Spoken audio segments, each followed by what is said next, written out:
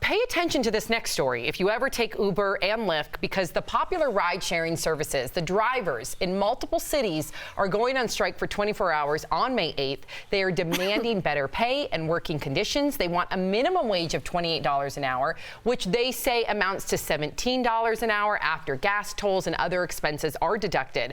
So head to our DBL Facebook page for a full list of the cities where drivers plan to strike. Jeff, do you think that this will work? Absolutely not. You don't? No way. They want $28 an hour minus their expenses. I don't have expenses to come to work.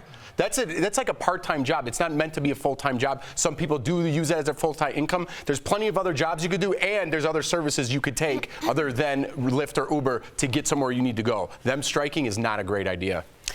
I'm going to have to agree. Yes. I mean, honestly, and I Uber a lot, and I always have.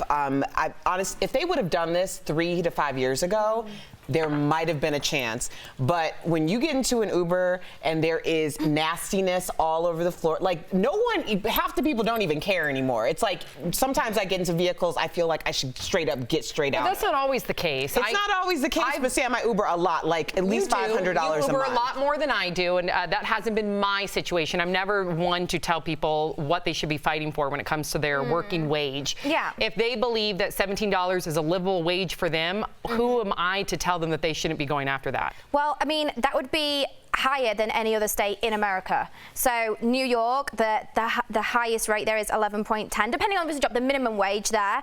District of Columbia is $14. Massachusetts, it's $12. But many of these states that you're naming are all fighting for a $15, which is still less, rightfully so, a $15 livable wage, because many people are saying that there is no economy today that supports people because of an unlivable wage to buy homes, to reinvest into the economy. So, I mean, I just don't understand then how it's going to work, because they get paid based on like the length of the journey, where they're going. So like, how then is it going to work? Like, are they going to not get commission on how far they go, and they're just going to work by standard rates? Is that how they want it to go? So I'm sure Uber would probably be happier What with they're that, going to do is they're going to strike and other people aren't, and they're just going to make more money. It's like, I don't like this. I'm not going to work. I'm just going to quit until someone else figures out my life for me. I hate that mentality. I can't stand it, and that's a mentality. The teachers in Denver just did it. I don't like.